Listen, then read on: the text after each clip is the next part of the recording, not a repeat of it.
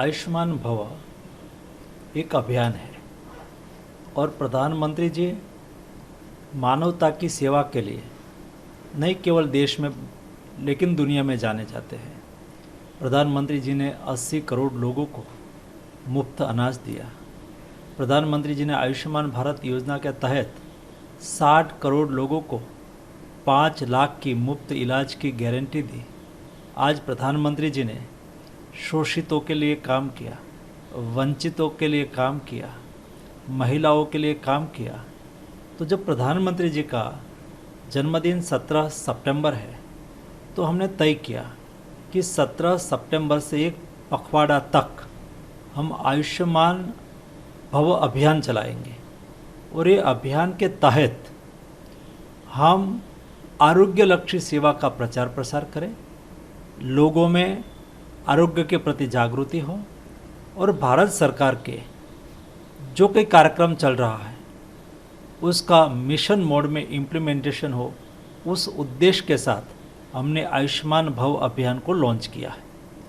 Sir, ये आयुष्मान है इस कैंपेन की, तो ये आपस में किस तरह से कनेक्टेड रहेंगे और किस तरह से स्ट्रेंथन मजबूत करेंगे आयुष्मान भारत मिशन को? ये बहुत अच्छा सवाल है आपका।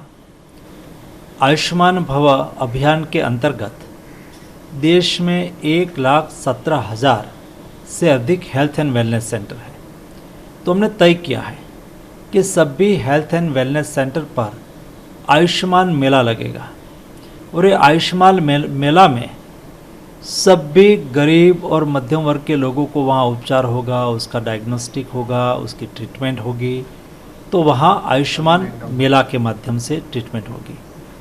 दूसरा, सभी ब्लॉक स्तर के अस्पताल में हमारी मेडिकल कॉलेज वहाँ हेल्थ कैंप लगाएगी। वहाँ से कोई किसी को टर्शरी केयर की आवश्यकता होगी तो उसको मेडिकल कॉलेज तक ले जाया जाएगा और वहाँ उसको ट्रीटमेंट की जाएगी। हम ये पखवाड़ा के दरमियान सभी हमारी हेल्थ इंस्टीट्यूट, सारे देश की हॉस्पिटल, डिस्पेंसरीज, विलेज, उसमें स्वच्छता अभियान चलाएंगे क्योंकि स्वच्छता हेल्थ के साथ जुड़ा हुआ विषय है। जितनी स्वच्छता अच्छी होगी इतना लोगों का स्वास्थ्य अच्छा होगा। तो स्वच्छता को हेल्थ के साथ जोड़ के हम कार्यक्रम करेंगे। दूसरा, हम 2 अक्टूबर को देश में सभी गांव में गांव सभा भी करेंगे और गांव सभा में जिस गांव में आयुष्मान भारत कार्ड का सैचुरेशन हुआ हो, आयुष्मान भारत कार्ड के लाभार्थी को लाभ मिला हो, गांव में सभी को वैक्सीनेशन हुआ हो, गांव में हेल्थ के लिए जो एक भी ट्यूबरक्लोसिस के पेशेंट ना हो, यानी कि टीबी से मुक्त हो गया हो, लेप्रोसिस से मुक्त हुआ हो, ऐसे गांव को हम आयुष्मान गांव डिक्लेयर करेंगे। तो देश में आयुष्मान गांव के रूप में इस गांव को प्रसिद्धि मिलेगी। हम प्रधानमंत्री जी के जन्मदिन के साथ जोड़ के ये कार्यक्रम भी कर रहे हैं। तीसरा, उस दिन सारे देश में हम देश के नागरिकों को 5 लाख तक की प्रधानमंत्री जी की मुफ्त इलाज की जो गारंटी है, एक गारंटी को अपने जेब में लेके व्यक्ति फिर सके, इसलिए उसको आयुष्मान कार्ड मिलना बहुत आवश्यक है। और हमने एक व्यवस्था की है, डिजिटल प्लेटफॉर्म का उपयोग करके आयुष्मान कार्ड लाभार्थी क्रिएट करे या तो लाभार्थी को कोई क्रिएट करवा दे ताकि उसको और किसी जगह पे भटकने की आवश्यकता नहीं होगी।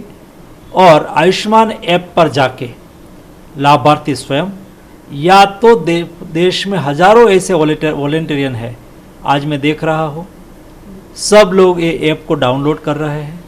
डाउनलोड करके उसमें पॉलिटिकल पार्टियां भी लग सकती हैं, उसको भी काम में लगना चाहिए क्योंकि ये तो सेवा का काम है।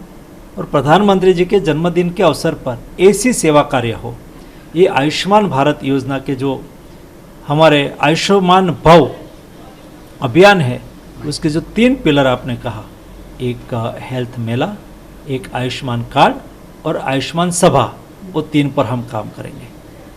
सर, जन भागीदारी जो है वो सरकार का एक बहुत प्रमुख मंत्र रहा है, तो ऐसे में जन भागीदारी को किस तरह से जोड़ेंगे? उसमें जन भागीदारी ही सबसे महत्वपूर्ण है।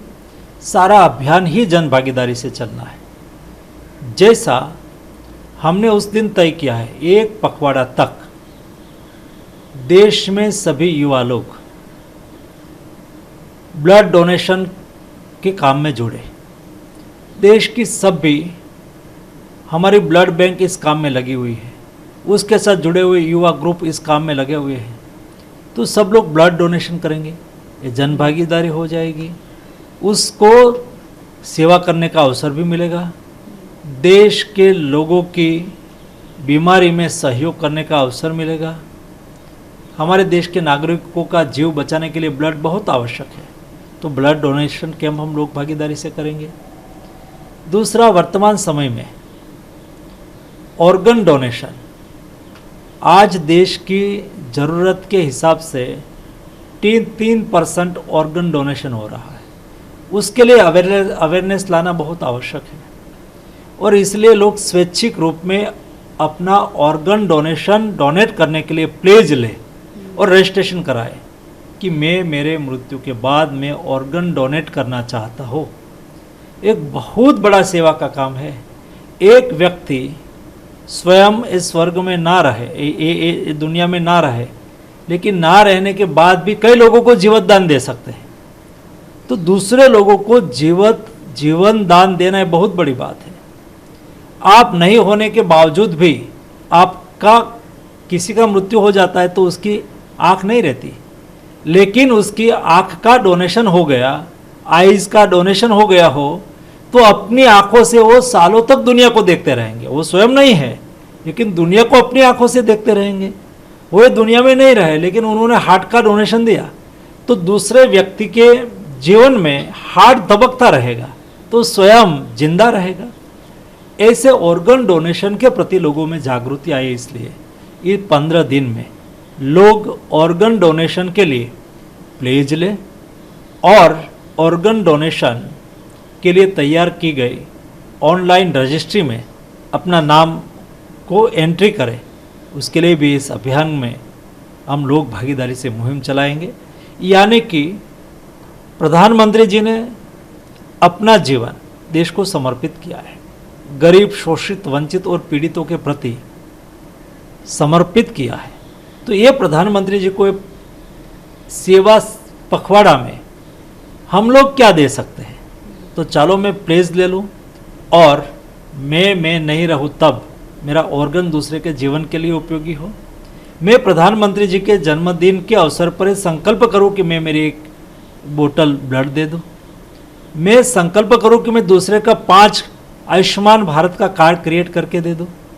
ये सब कार्यक्रम लोक भागीदारी से होगा, समाज के कल्याण के लिए होगा, दूसरे व्यक्ति को जीवन दान देने के लिए होगा। इस हिसाब से ये अभियान बहुत सफल होना है। सब लोग इस अभियान के साथ जुड़े और मानवता की सेवा के लिए काम करें, ये मेरी अपेक्षा है। सर, जैसे कि नॉन कम्युनिकेबल बड़ा बर्डन बन गया इंडिया के ऊपर, ऐसे में गवर्नमेंट क्या सब कर रही है? बहुत सही बात है, क्योंकि जैसे जैसे हमारी जीवन शैली बदली है, श्रम कम होने लगा है, हमारी रहन सहन में बहुत बदलाव आया है, हमारा खान पान में बहुत बदलाव आया है। ऐसी स्थिति में नॉन कम्युनिकेबल डिसीज़ बढ़ रहा है। आज बीपी के पेशेंट बढ़ रहा है, डायबिटिक पेशेंट बढ़ रहा है, कैंसर पेशेंट बढ़ रहा है। ऐसी स्थिति में पब्लिक में अवेयरनेस लाना, वेलनेस के लिए काम होना बहुत आवश्यक है। और हमने 1,17,000 हेल्थ एंड वेलनेस सेंटर पर योगा का कार्यक्रम चालू कराया है। अर्ली डिटेक्शन भी बहुत आवश्यक है, तो वहाँ उसका स्क्रीनिंग का काम हो रहा है, ताकि लोगों को पता चल जाए कि मैं बॉर्डर पर डायबिटिक हूँ। तो एक बार डिटेक्ट हो जाने से व्यक्ति स्वयं प्रिकॉशन लेना चालू कर देते हैं। वैसा बीपी आना चालू हो जाता है तो और अभ्यास, योगा जैसा अभ्यास करके बीपी को कंट्रोल करना चालू कर सकते हैं। ऐसे वेलनेस के लिए हमने जो कार्यक्रम चलाया है, मैं मानता हूँ कि आने वाले दिनों में हमें नॉन कम्युनिकेबल डिसीज़ में सहयोगी होगा। सर हार्ट अटैक के केसेस भी काफ़ी बढ़े हैं, तो इस पर भी सरकार काम कर रही है? हार्ट अटैक के केस डे बाय डे बढ़ता हुआ दिखाई दे रहा है। सरकार ने उसके लिए एक स्टडी भी करी है और उसके लिए जीवन शैली, खान पान और रहन सहन ही ज़्यादातर रिस्पॉन्सिबल दिखाई दे रहा है। और उसके लिए ही हम प्रिवेंटिव केयर कैसे करें, हम शारीरिक श्रम कैसे करें, हम एक्सरसाइज करें, हम योगा करें, ऐसा करके हम इस टाइप के डिसीज़ का बर्डन को कम कर सकते हैं। सर एक प्रॉस्पेरस स्टेट और सेंटर का आपस में कोऑर्डिनेशन होना, तो इस पर किस तरह से काम करें? बहुत स्वाभाविक है, क्योंकि स्टेट से ही सेंटर बनता है और हमारा देश एक है और हमारी डेमोक्रेटिक सिस्टम में अलग अलग पॉलिटिकल पार्टी हो सकती है, डिफरेंट पार्टी के सरकार स्टेट में हो सकती है, लेकिन सरकार सरकार होती है। भारत सरकार का, मोदी गवर्नमेंट का हमेशा प्रयास रहा है कि हम मिल के काम करें, एक दूसरे के सहयोग से काम करें। और मैं इतना कह सकता हूँ कि देश में हेल्थ सेक्टर में हम सारी स्कीम बनाते हैं, 60-40 में बनाते हैं, भागीदारी में बनाते हैं। भारत सरकार 60% पैसा देती है, राज्य सरकार 40% पैसा लगाती है और कार्यक्रम चलता है। आयुष्मान भारत योजना उसका सबसे बेस्ट एग्जाम्पल है, नेशनल हेल्थ मिशन उसका बेस्ट एग्जाम्पल है, Ayushman Bharat health infrastructure mission उसका बेस्ट एग्जाम्पल है, ताकि हम स्टेट को हेल्थ सेक्टर में हर संभव मदद कर सके और हेल्थ इंफ्रास्ट्रक्चर को डेवलप कर सके। सर सरकार का एक विजन है और साथ में मिशन है, में हेल्थ जो आपका सोशल मीडिया है या फिर हम डिजिटल हेल्थ की बात करें, तो ये किस तरह से इसको मैं मानता हूँ कि बदलते समय में डिजिटल टेक्नोलॉजी का हेल्थ में बहुत बड़ा उपयोग है। आप देख सकते हो कोविड क्राइसिस के दरमियान डिजिटल टेक्नोलॉजी ने हमने बहुत मदद किया। उस वक्त डेली 10 लाख से 15 लाख टेली कंसल्टेशन होता था, लोग बाहर नहीं निकल पा रहे थे, लेकिन उसको कोई रिस्पायरेटरी प्रॉब्लम हो या तो कोई दूसरा प्रॉब्लम हो तो ई संजीवनी प्लेटफॉर्म पर जाके टेली कंसल्टेशन करके स्पेशलिस्ट डॉक्टर से बातचीत कर लेते थे। तो उसका एक बहुत अच्छा नतीजा हमने दिखाई दिया।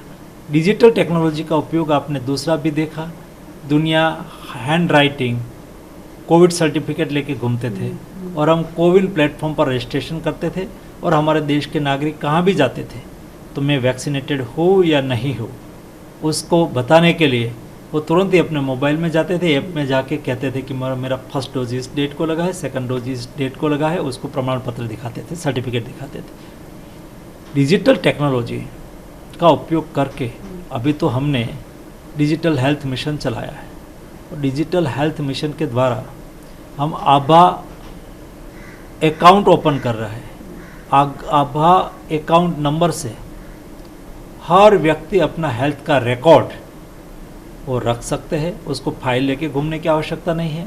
और जब डॉक्टर के पास जाते हैं तो अपना अकाउंट ओपन करके उसको दिखा देते हैं, वो सारी पेशेंट की हिस्ट्री आभा अकाउंट से देख लेते हैं और ये अकाउंट परमानेंट के लिए उसका OTP उसके मोबाइल नंबर पे आता है, तो गोपनीय भी रहता है, अपना हेल्थ रिकॉर्ड सिक्योर भी रहता है। और हेल्थ रिकॉर्ड जब वो एक्सेस करना चाहे या तो जब वो देखना चाहे तब स्वयं भी देख सकते हैं, डॉक्टर को भी दिखा सकते हैं। इस दृष्टि से डिजिटल हेल्थ में भारत आज लीड करने लगा है दुनिया में। इंडिया का डिजिटल हेल्थ पर इनिशिएटिव G20 में भी उसकी सराहना की गई और हम उस पर मिशन मोड में काम कर रहे हैं। सर मान भव ये आप शुरू करने जा रहे हैं, फिर है सेवा पखवाड़ा, ऐसी ही क्या और बेटरमेंट के लिए और भी कई तरह की कैंपेन आप भविष्य में शुरू करेंगे? आपने देखा होगा हमने लास्ट प्रधानमंत्री जी के जन्मदिन के अवसर पर टीबी को टारगेट किया था। सारे देश में प्रधानमंत्री जी ने कहा है कि दुनिया का ग्लोबल गोल 2030 है टीबी एलिमिनेशन के लिए, लेकिन भारत का टीबी एलिमिनेशन के लिए 2025 है।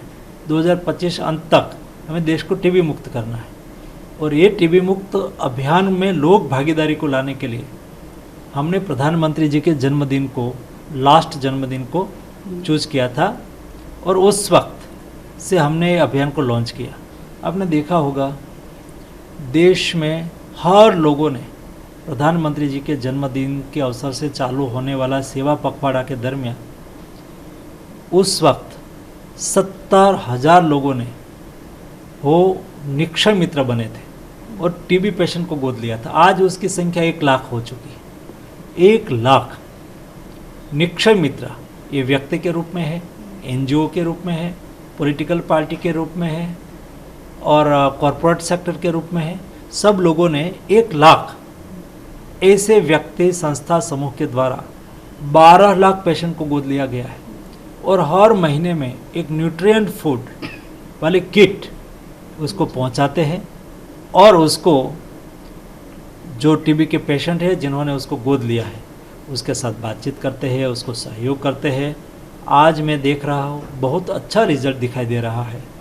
देश में ट्यूबरक्लोसिस के सामने जो हमारी लड़ाई चल रही है, ये लड़ाई को मजबूती प्रदान कर रहा है और मुझे पक्का विश्वास है 2025 अंत तक हम लोग भागीदारी से देश को टीबी मुक्त करेंगे। वैसा ही इस बार हमने आयुष्मान भव अभियान लिया है। ये अभियान के तहत हम हर हेल्थ एंड वेलनेस सेंटर पर परमानेंट कैंप लगाएंगे।